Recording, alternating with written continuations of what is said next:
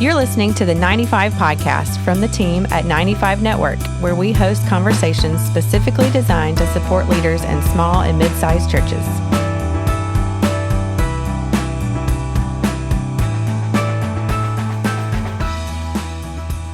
Hey, everybody. Welcome back to the 95 Podcast. I'm Dale Sellers, Executive Director of 95 Network, and today is one of those great days when I get to hang out with one of our team members. If you remember just a few podcasts back, we had a group of our team members come together for our 150th episode, and it was just so good to have so many different team members on that particular podcast.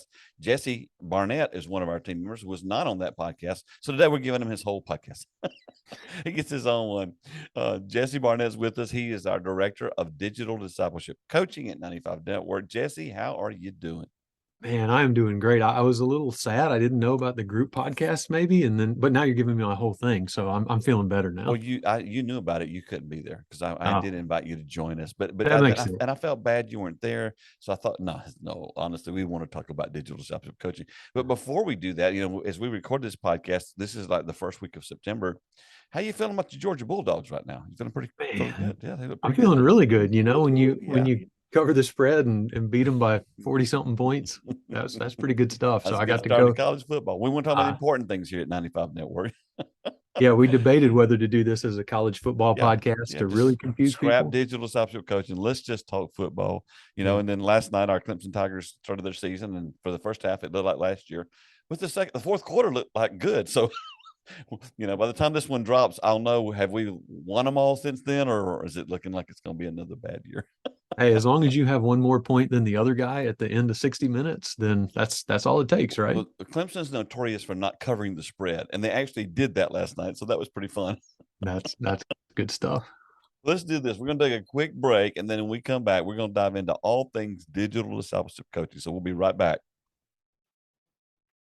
Back here with Jesse Barnett, one of our team members at 95 Network, who is our digital discipleship coach. Now, Jesse, I want to kind of dive into what that means. But first of all, kind of give everybody your story. I know we've been on before, but for those who have not heard you before, who is Jesse? And let us know a little bit about you. Yeah. So this is going to be good. So yeah, I did a podcast, gosh, I guess the tail end of 2021 with you. Mm-hmm. And this one's going to have a different feel. Like you said, we're going to ruffle some feathers today. Uh-oh. We're going to get people, we're going to challenge you. They're forewarned. That's right. We're going to challenge you. So yeah, I live outside of Atlanta. As Dale mentioned, I'm a Georgia Bulldog fan because I went to Georgia. So I actually have some skin in the game. But I kind of do everything around messaging and helping people with communication. So, if you have an idea, if you have a message, I really help you kind of expand the impact and the reach of that message in a lot of different arenas. It may be a book, it may be turning a book into a workshop, it may be, audio, podcasting, visual, all kind of different stuff. And so that's kind of my heart I feel like God's given me the ability to strategize around an idea and help people, whether it's individual, whether it's churches, ministries, just turn it into something more and reach kind of a greater audience maybe than they would have if the idea just sat there on its own. You and I are completely opposite in personalities in the fact that I am like, okay, here's the thing, make a decision, go. And you are the ultimate processor. And we need both of us in the body of Christ. And so everybody can't just make a decision because sometimes when you make those quick decisions, you make the wrong decision. But we need people who process and who think things through, and you do that so well. The fun part about this podcast is we're following last week's podcast where we had Josh Robinson on. He talked about the fact that he and some friends, I think it was 4 friends, had went through the digital discipleship process with you, and he really got a lot of great he gleaned a lot of wonderful things from you. He's implemented those things, and he said it's done things like it's helped his Sunday morning message be more on point and more thought through. He's doing the things you taught him on how to do things with online, and so Josh sang your praises. So I thought it'd be great. Okay, Josh talked about Jesse. Let's bring Jesse on the next week and kind of give our listeners like the double barrel approach to what is digital discipleship coaching. Now, I want to say this up front. You and I had a conversation about changing the name of this because we felt like, okay, well, this is digital discipleship coaching. That too many people think this is just another discipleship way of doing discipleship. But that's not it at all. So explain, what is digital discipleship coaching? Yeah, that's a really good question. It's a big mouthful too. I know it is. Yeah, and we're going to get into that. I hope we'll get into that more on this podcast. But the whole idea with digital discipleship coaching when we started it, and I'm going to say DDC from now on because it's easy. There you go. Right. So the idea, Dale, you and I, you remember we had a conversation about pastors that are working hard. You're spending multiple hours a week creating a sermon for a Sunday. You deliver it once, maybe twice, and then it goes into the binder and you have to do that cycle all again. And I got to tell you, as a pastor, I hated that. I hated the feeling that you had after you spent time preparing a message. You get it ready, and then at 1:00 on Sunday, it's gone. Yeah. And that's kind of, you and I got that. That's what got our conversation going. Yeah. And so the idea, what we were thinking about is pastors, I think, intuitively understand that to grow their churches, and let's be honest, because that's really what we want, right? Like it doesn't matter what size your church is. If you're not reaching new people, if you're not drawing new people in, if you're not sharing the message of the gospel with them, then you're not reaching that level of success that you're after. So if that's the case, a great tool, a great way to do that is in that digital space, because people may wander in your doors. Although coming out of COVID, chances are you've seen that go. Well, now that COVID is quote unquote over it, which is not, but we're at least it's not as impactful as it was. We really don't need to worry about being online anymore, do we? Because we're back in person. I mean, after all, the Bible does say meet in person. That's right. Yeah, exactly. But a good point of that is and I use this analogy a lot. Think about a business. If you need a plumber, or you want to buy a car, or you need to research a school for your child, if you can't find something online about that place, don't you immediately tune them out? I know I do. If I can't find anything about somebody online, or take Amazon, if I'm shopping for a new I don't know, a new mini refrigerator for my hunting boots. New pair of hunting boots. What are you doing? You're looking at the description. You're looking at pictures of the left side, the right side, the top, the bottom, the soles, the laces. You're reading the reviews to see what other people who have experienced those boots say. And then you're making your decision on whether you might purchase those hunting boots. And so churches, there's a lot of that can be duplicated for churches.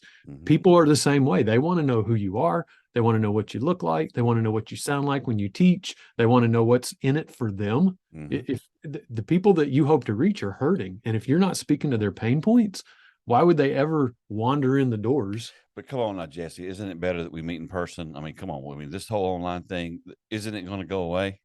Well, and here's the thing. I will say this. I go to church multiple times a week, whether it's serving on Wednesday nights with our student ministry or on Sunday morning. So I will never replace that meeting in person with anything that I can learn online. I love it. I love being with people. And so that is not, hear me say this, that is not what I'm saying. Digital ministry in my mind is not, it's not one or the other. It's an enhancement of what you're already doing. And so if you can do that well, then you've expanded your reach, and you've expanded what you can accomplish. A few podcasts back, we had on Pastor Mark Pritchett. Mark is Pritchard. He's the pastor at Church of the Gates in Missoula, Montana. And he had recently had me do a vision day. And in the middle of that vision day, or maybe 3/4 of the way through, dude, we had a tense moment break out because we were talking about the online thing. And I was just, I mean, Missoula, Montana is a college town. And so I was just talking about the value of online. And I got to thinking, I was there 5 years before. Their website was in bad shape then. And then I began to discover, as we're talking, the website's still bad. In other words, they haven't even focused on it. And so I made this comment about that. And then he goes off on me. And he doesn't mind me sharing this. He's just like, I've got a theological problem with this whole online thing. And, we need to meet in person and all that kind of stuff. And I said, I'm not arguing with you about that. And so today's Digital Discipleship Coaching podcast is not arguing with you about the value of being in person. But my point with them was, but you're in a college town. And anybody that comes to your church first is going to check you out online. Yeah. And there might be some other ways you can actually reach people. That's kind of where we want to kind of go with today, isn't it?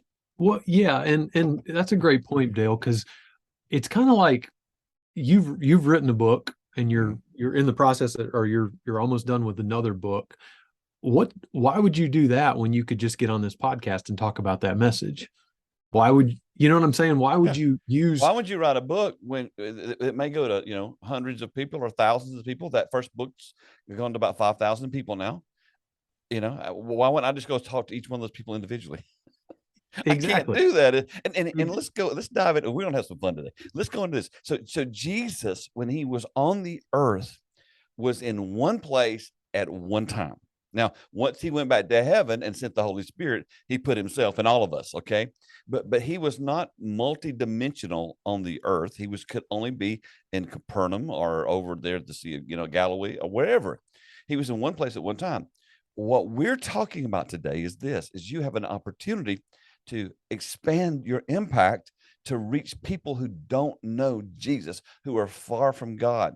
And the reason this is a passionate thing for me, and I'm going to let you talk since you're the guest, but the reason this is a passionate thing for me is I am seeing now, and again, I do not say we're out of the pandemic. I do believe we're maybe on the backside of it.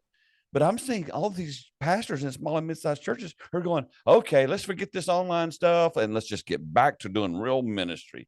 Yeah. Come on, Jesse, help them. Help them, Jesse. Well, they need it. And here's what I'll say. I'll go one deeper. You have an opportunity to engage in digital ministry. I would say you have an obligation as well to engage in ministry on that digital space, because what did Paul say? I've become all things to all people.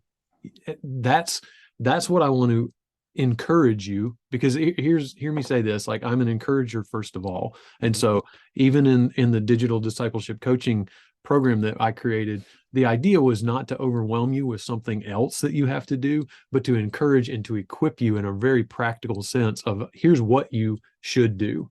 And so believe me, I've got a list of questions right here. I'm going to read them that I know are some of the obligation or the obstacles to doing this. Well, what is it? What is digital? Yeah. What is digital ministry? Why is it important for my church? Well, what's the difference between this and live streaming? I'll say this: if you're live streaming and you're not doing it well, you're hurting your church. I know this is. I just got to say, please, for the love of the lost, if you put your music online, stop. Yeah, I'm gonna leave it. I'll leave it at that. Yeah. So you're actually repelling people if you don't do it well. Here's a good one. Do I have to TikTok? We'll get to that. I hope not. Yeah. Why can't things just go back to normal? We've talked about this a lot. Normal is gone. So what's happening now is normal, and we have to adapt in that space. Well, what about forsaking the fellowship of the body, right? Like you answered that. Well, let's talk about that. Do I have to be really tech savvy to do this? I think that's a lot of it is the fear of, do I have to know 100 different new things? Not really.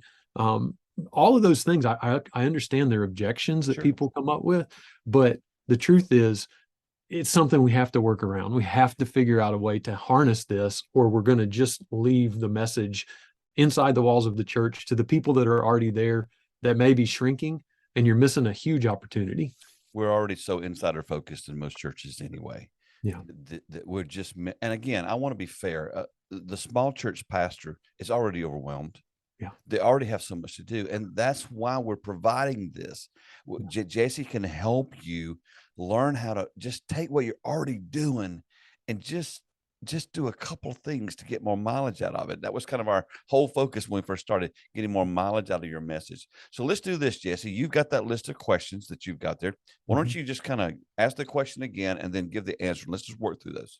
Yeah. So I want to go back to something real quick that you said when you talked to Josh, and we talked about that. So Digital Discipleship Coaching, just so you understand, is a 4-week program I do with groups of pastors to help them take that message, turn it into little 2 to 3 minute video things that they can then share on their church Facebook page, or if they have a YouTube channel, something like that. So it's very, very focused around what a pastor can do with that message. So it gets pastors comfortable teaching to a camera, just like this. Like I know we'll do a YouTube version of this. So it's sitting in a place like this with the decent lighting and backdrop and getting comfortable to where they can share that message in a succinct way that's benefits driven to the person who's not already part of their church. So that's the idea with that.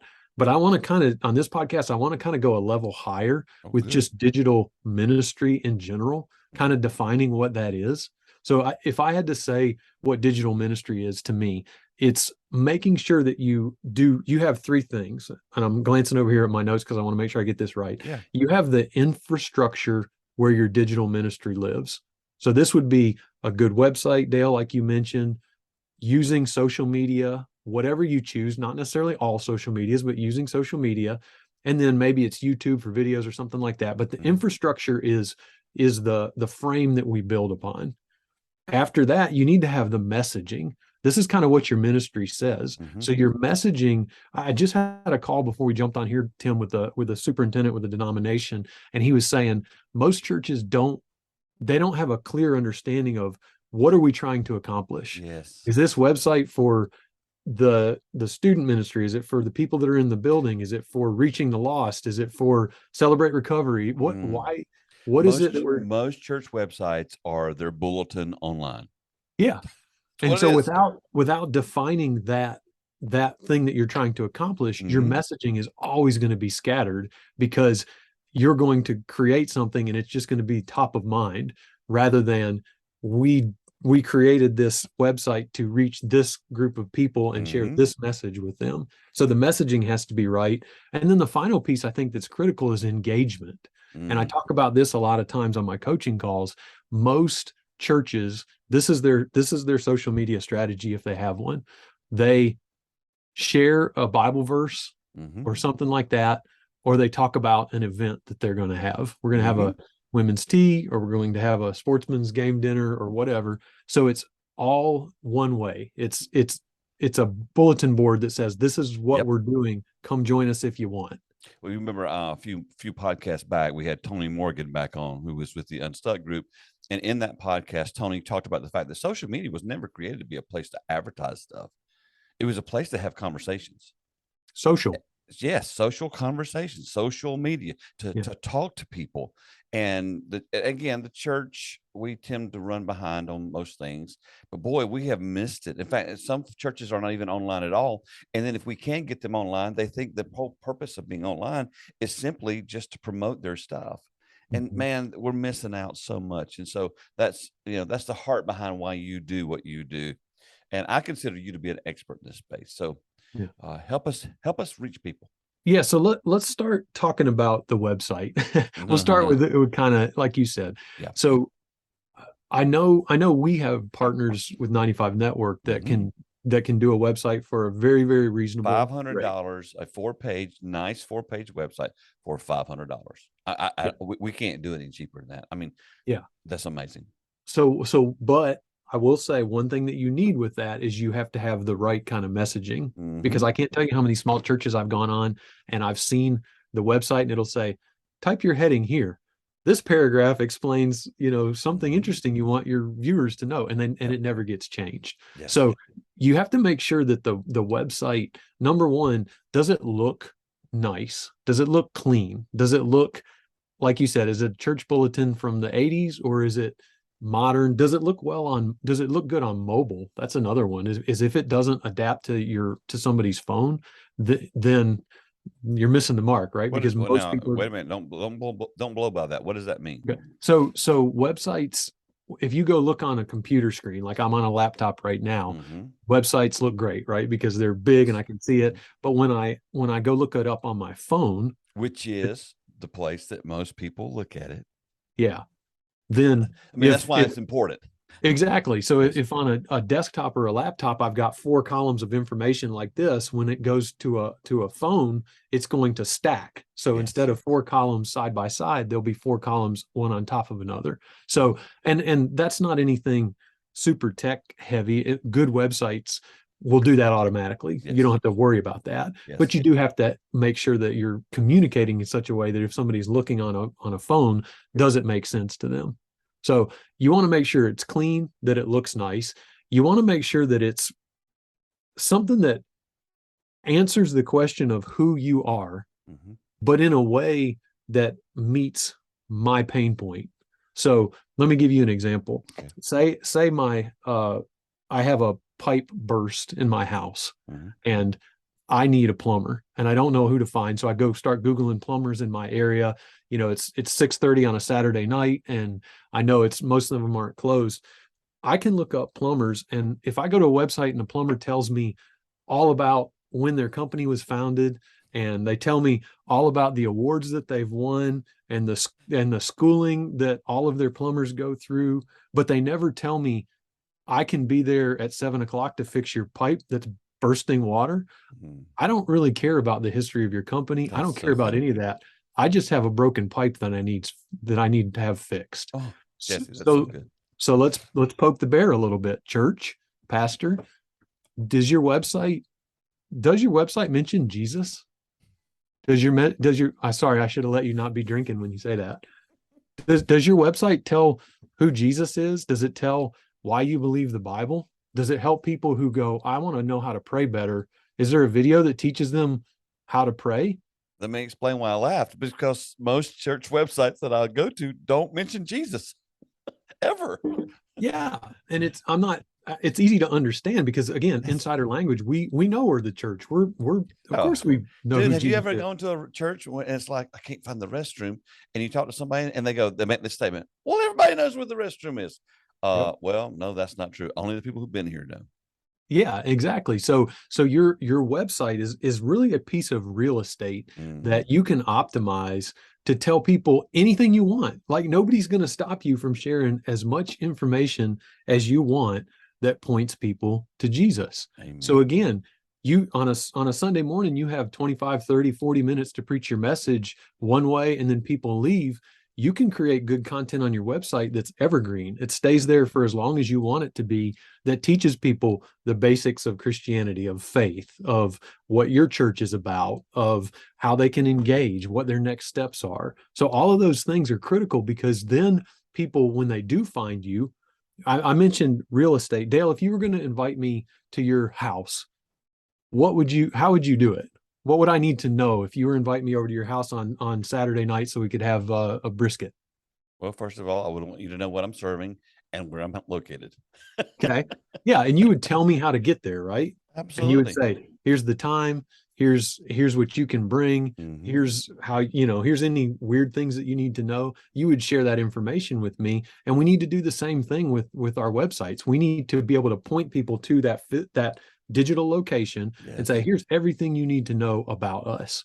But again, not about what makes us great, what makes you a good fit to come see us. I got a great example for you. So Okay. Gina and I, some of our listeners may know this, but we sold our house this past spring, and we had prepared to this fall. We're recording this at the beginning of September to begin to seek land. And I was going to put a thing out on Facebook and say, hey, any of my friends in the area, if you got 3 to 5 acres, we'd like to get 3 to 5 acres. We want to build a new house. The other night, my daughter was scrolling through Zillow, and boom, we found this piece of property. And the short of the story is, we purchased a new 5-acre tract of land that we did not know existed, that we were looking for, made an offer on it, got it for about $9,000 less than they were offering. All that happened because we found what we were looking for. And that's a perfect example, Dale, because Yes. for the pastors listening, in your community, there are people who are hurting. Yes. There are people who have struggled just like you have through these last couple of years. Yes. There's people who don't know how to pray. There's people whose marriages are breaking up, who have strange relationships with their kids, who name the pain, right? They're all around you, and they're looking for something that you can provide. They're looking for the answers that you can provide. The digital ministry piece is the connection. It's the bridge between where they are. They're already on social media. They're looking online. They're Googling, how do I fix my marriage? They're looking on YouTube for videos to teach them this thing. You have the content. Go ahead, Dale. Sorry. I want to say this. Austin, who was part of our team when I first began working at 95 Network, he used to do our communications piece, and he talked about the fact that if people are considering suicide, the first place they go is Google. Yeah. Isn't that sad? They don't go to church. Yeah. They go and they go to Google, and they say things like, should I keep living? I mean, the pain point out there. And I was thinking as you were talking, so many pastors are already helping people with the pain points. Yeah. Well, and here's something that's come, and I haven't heard the podcast with Josh yet, but I imagine he will hit on something like this. Part of what drove me to create that and do what I'm doing is I want to encourage you. And so I think, and this is just my sense, I think it would be very encouraging if you had a track to run on that said, oh, I could do a video that explained who Jesus is in 2 to 3 or 4 minutes. And I could do a video that explained the basics of prayer. And I could do a video that explained the basics of the Bible, why we believe it, why we understand it. Again, I'm not saying you're not doing a documentary. You're doing a hook that gets people in the door to listen to you. And my sense is that would be very encouraging when you feel out of control, when you feel like the circumstances of life. Like I know, Dale, you said we've done a lot of stuff on soul care in the last little bit. Like we're aware of that need. And when you feel that sense of not being in control, what if you could take control and do something, create something in a way that would impact the people who need to hear it? To me, that would be life-giving as a pastor, and not feel like just that hamster wheel of doing the same thing over and over again. You're taking charge and you're bringing the message to the people. Yes. I like that. Jesse, one of the most, I don't know how to describe how it makes me feel, but one of the most encouraging things that happens to me is when I'm out on around the country and I meet someone who says, oh, yay, man, I've been listening to your podcast for 5 years or for 4 years. I'm like, wow. I mean, I meet people. I had a guy who called the other day who listened to one of the beginning podcasts. And that's just one thing we do. That's why we do the podcast. But you're helping people you don't even know you're helping. And I know this is counter to the way most pastors think. Yeah. If they're not in person, am I really helping them? Yeah. And again, I go back to the book example. I've written a book. I've helped a bunch of people write books.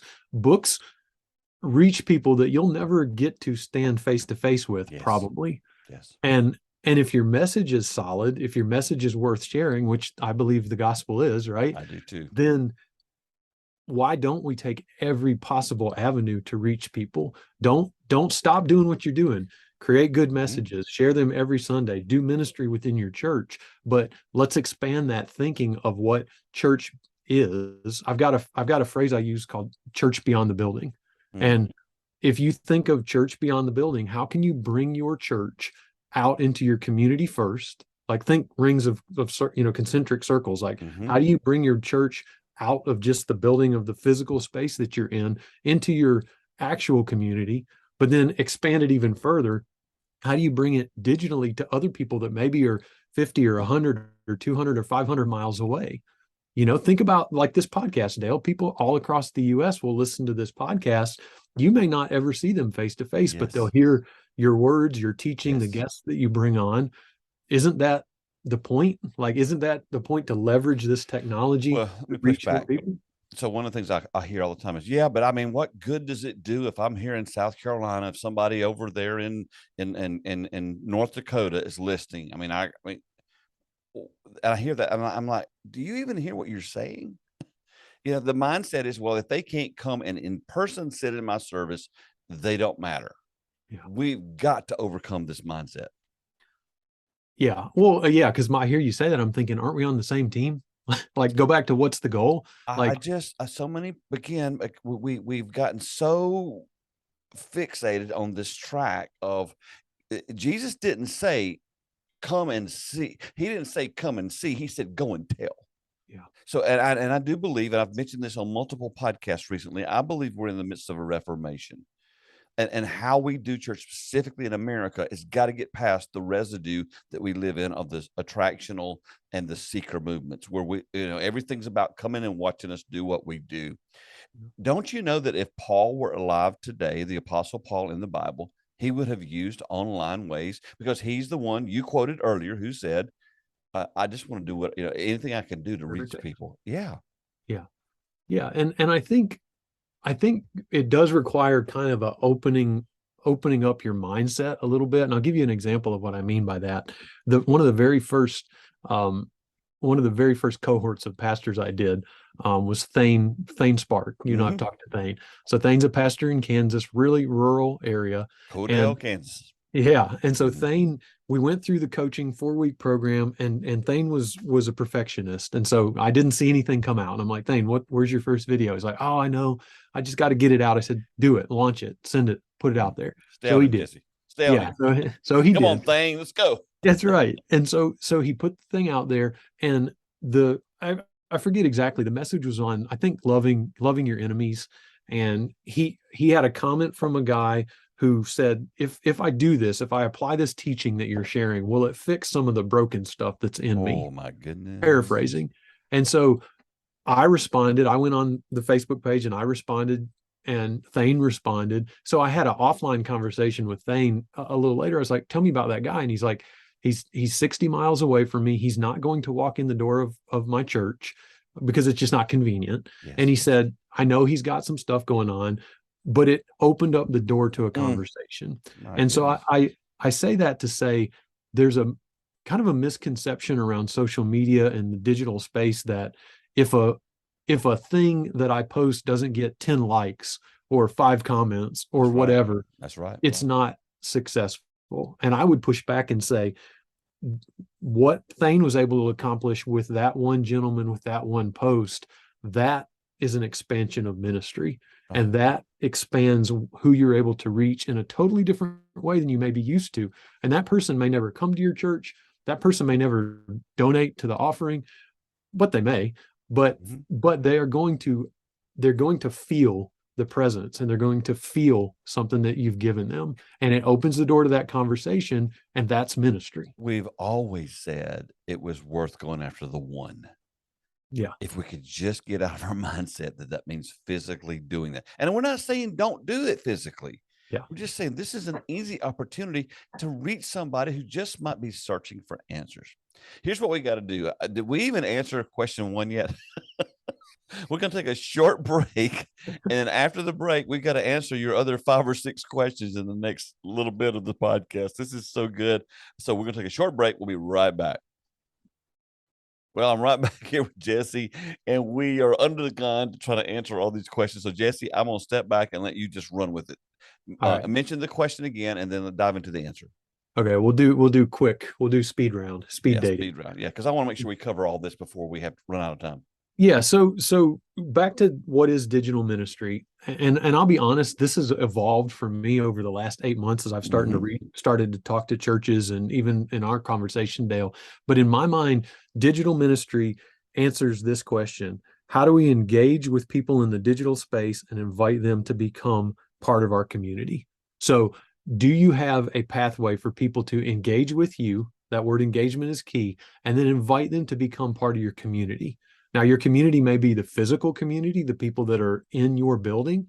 They may be the community right around your building, or they may be that digital community. That may be a group that they engage with you in some other way. But so digital ministry is a strategy that says there are people that I hope to reach that I don't see every Sunday.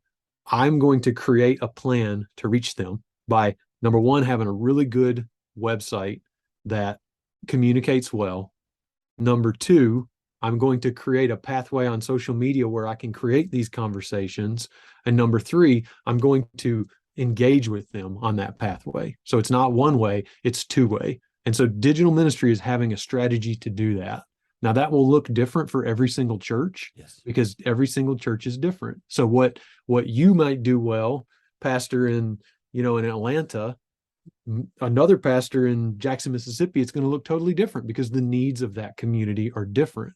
So you have to think through who you're serving and what those pain points are, and then go after those pain points and solve them that way. So it's digital ministry goes right alongside with what you're doing. You're not abandoning anything that you're doing.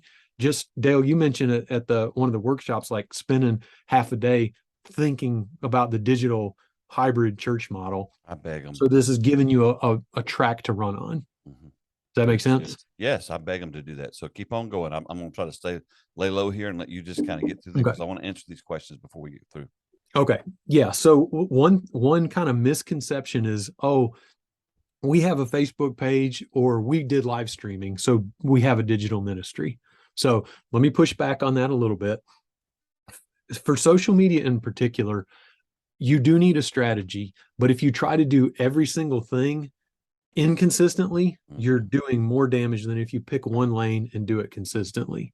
So I start with, when in the DDC coaching that I do, I start with Facebook, because every church that I've encountered has a Facebook page. Mm-hmm. And if you think outside in your community, say you want to reach like families with children, most parents are on Facebook, regardless of how old they are, what generation they are, because their kids' schools or sports teams or whatever are on Facebook. Yes. So you're already getting information that way. So it's a good starting point.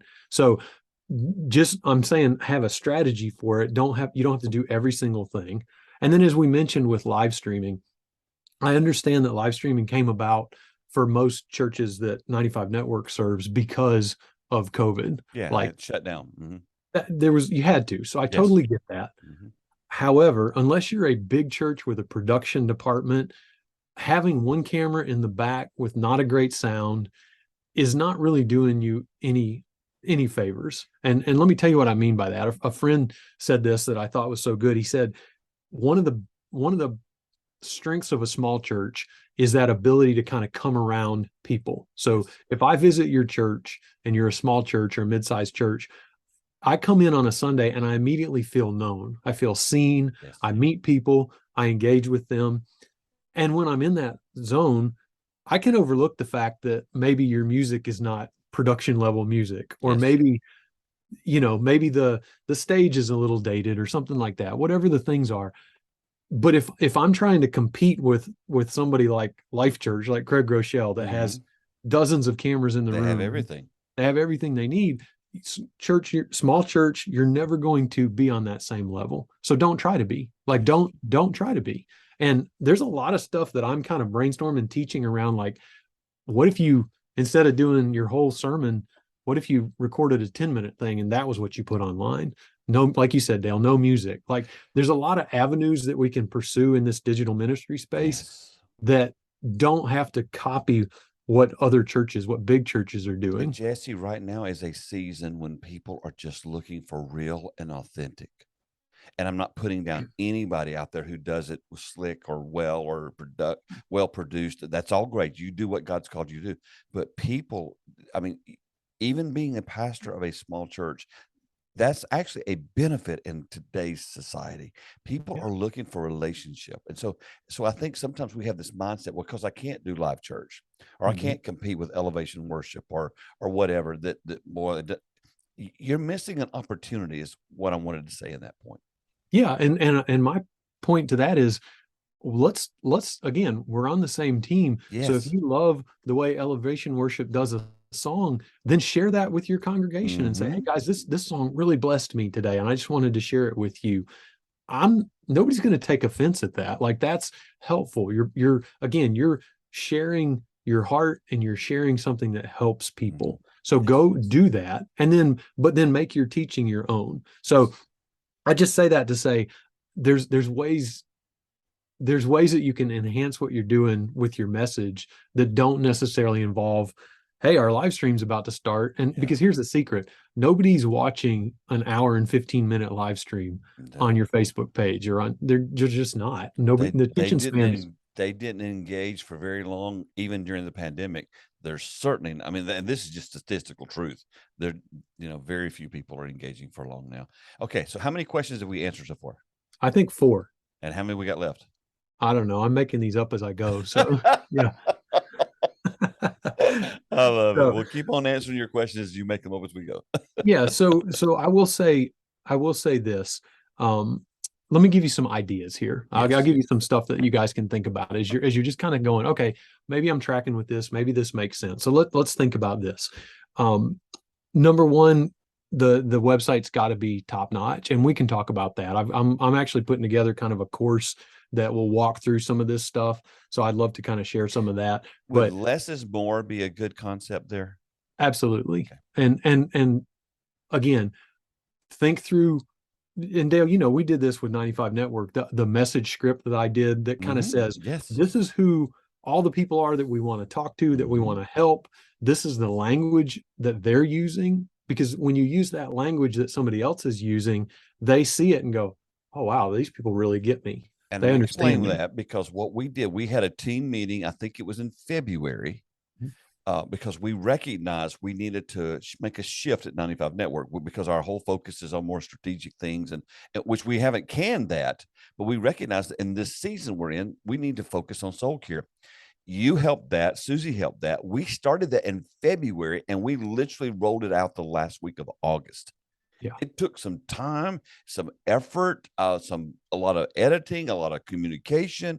This just didn't happen overnight. And one of the things I've learned, Jesse, as I've gotten older, that's been so helpful to me, is that Jesus is not in a hurry. Yeah. And so it's more important that you guys, that we do things well and we do things right than we just do things. And so that's why you wanted to kind of recommunicate the message of digital discipleship coaching. We want you to do it right. We don't want you to do it in a hurry. Everything we always do, because in our space, in the small and mid-sized church, we are often looking for that magic bullet of success, and it doesn't exist.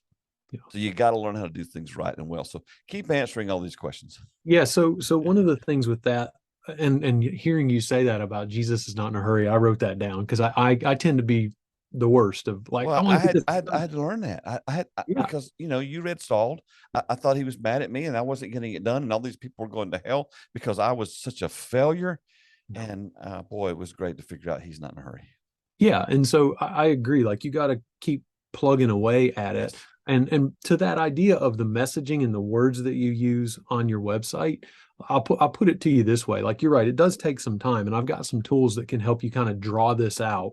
But when you think through the people that you hope to reach in your community, and I told you this example, there's a church that I'm working with that's in Mississippi that's got a huge drug overdose problem, the county that they're in.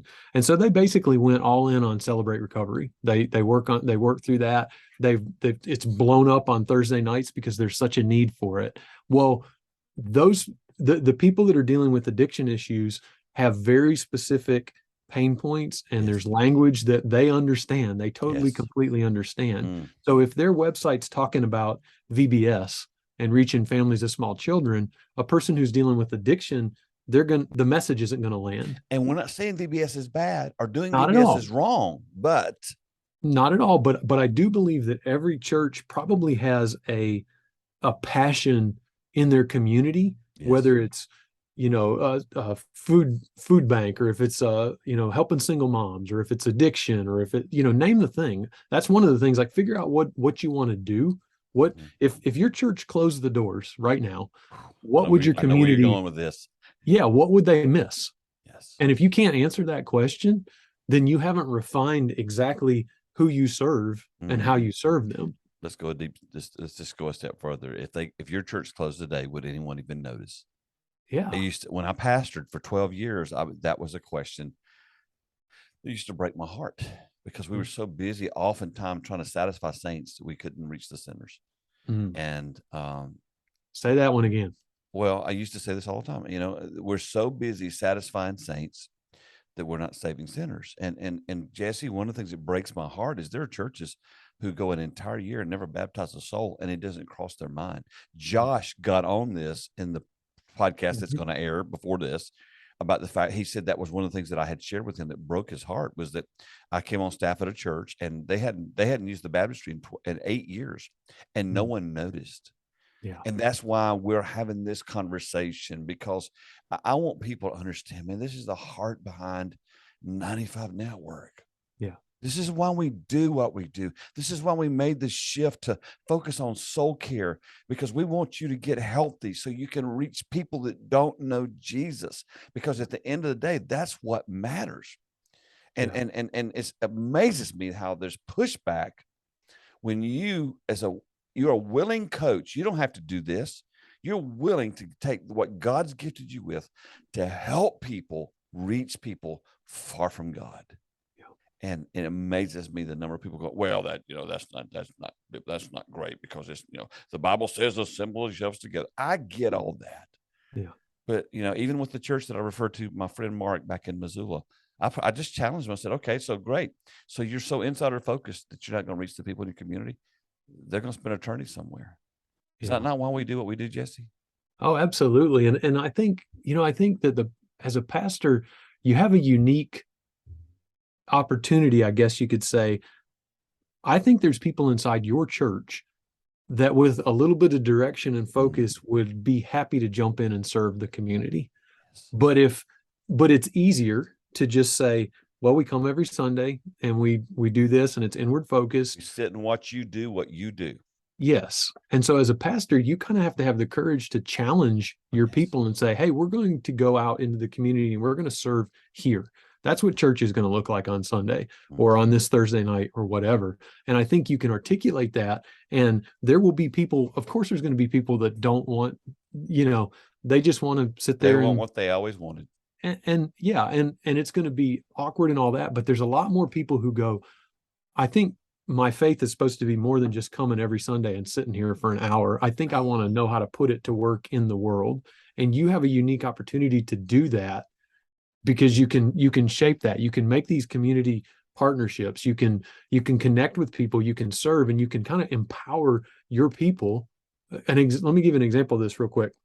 There's a pastor I worked with in a very southern Illinois, and small church, older congregation, and they have an organization that nationwide that comes in that helps kids who have lost a limb that want to play sports. And I think, Dale, I think I've told you this before, but they come in for 1 week. They do the whole community, the whole town is involved in this. And then the families and everybody disperse. They go back out and, to their homes, wherever they are. So I challenged this pastor. I said, what if your church was the church that bought in on that organization and the older congregation loved on those kids, loved on those families during that 1 week? But then when they went back home, that wasn't the end of it. That was the beginning. Wow. And then from that small church in Southern Illinois, you're reaching people all across the country with these kids. What if that was your ministry? And it was on a Zoom call like this, and I could just see the wheels turning in his head. Like, I never thought about that. And so, Pastor, that's what I want to challenge you to think about as you think about digital ministry.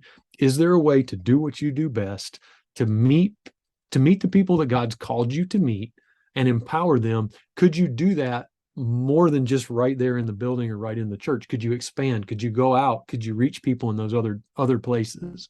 And I think the answer is yes, you can, if you have a plan and the tools to kind of figure it out and then the courage to go do it. Well, one of the things we teach at 95 Network is that most small churches do 20 things poorly instead of 1 or 2 things really well. And what you're saying is, why do you exist? What is the mission of your church? Well, everybody knows the Great Commission is our mission, but how Jesse carries it out in Atlanta and how Dale carries it out in South Carolina and how my friend Mark carries it out in Montana is different based on our wiring. Yeah.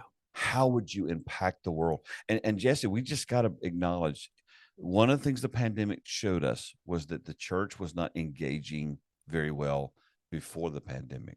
Yeah. And like it or not, that's why people aren't coming back to church.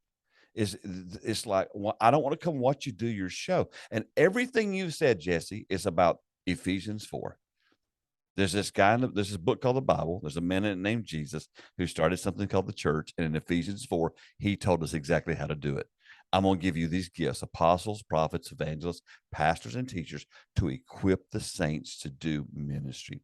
And what you're teaching us today is there is a way, not the only way, but a way to help you in this thing called equipping. Yeah.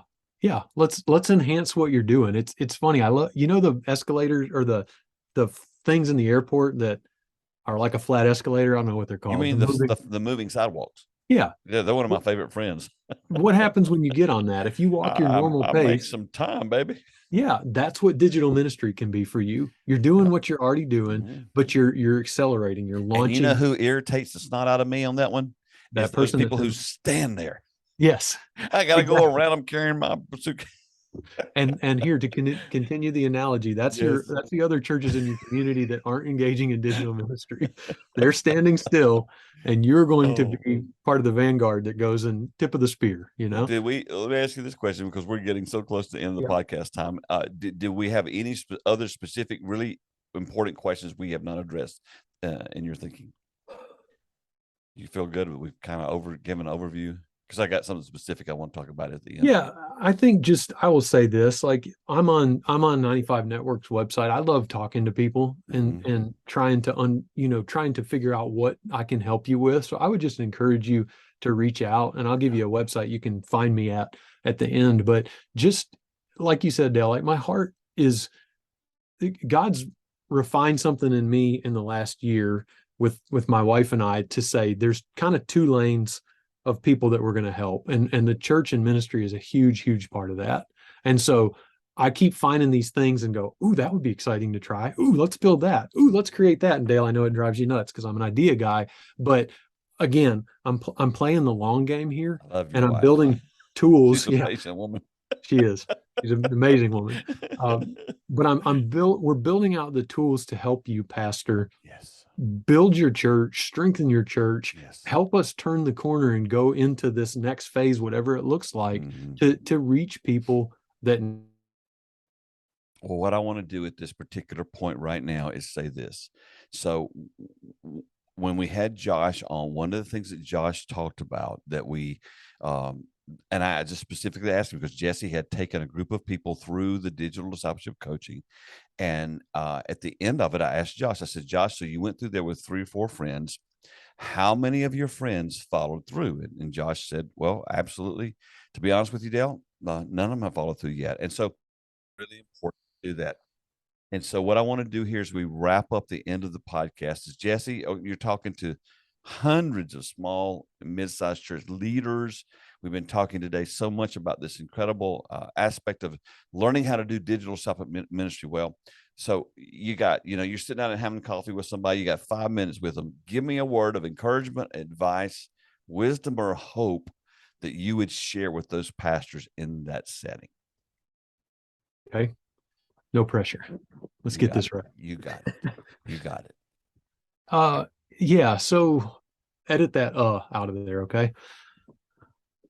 I would say this. I would say that where God has planted you right now is exactly where you need to be, and that there are opportunities all around that maybe you haven't seen just because of the stress and the crunch of the last couple of years. So I would encourage you, number one, don't give up. And we talk about that a lot as a team. Like, don't give up with what you're doing. Let us come alongside and help you and equip you and encourage you. But also just be, as best you can, kind of zoom out for a minute and kind of look around and go, okay, what can we do? If we were going to start something over, what would we do? And that may be a good way to look at it. If you were starting your church from scratch tomorrow, what would you put in place and what would you not put in place? And I'm not saying broadcast that to everybody, but just do some deep thinking and go, well, what is it that's working? What do we need more of? What is it that is really not working? Again, what's that question? What are we trying to accomplish here? And then be willing to kind of be creative. One of the cool things about this is you can do a lot of new stuff coming out of this COVID season and say, well, let's try this and see what happens.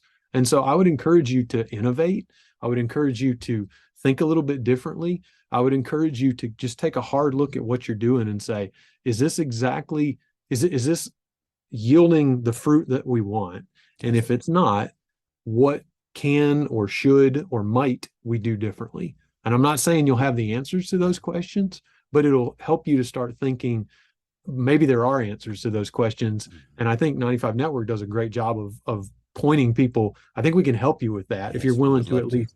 Yeah, if you're willing to consider it, that's what we want to do. We want to encourage you. We want to equip you. We want to help partner with you. And I don't know if that helps or not. That's kind of my thinking is like, stay the course, be encouraged, but be innovative. Try some new things. The way we used to talk about it is, okay, if you look at the staff you have today, if you had the opportunity to hire the same people, would you hire them?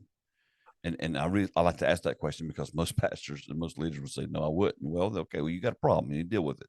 Same issue with the focus of your ministry today, with what you're doing. And look, it's so much easier just to always go back to your default. I talk about this all the time. Your default is familiar. It's easy to communicate. People are familiar with it. So, I mean, I know why we do that, but this is a chance. As I mentioned earlier, I believe we're in the midst of a reformation.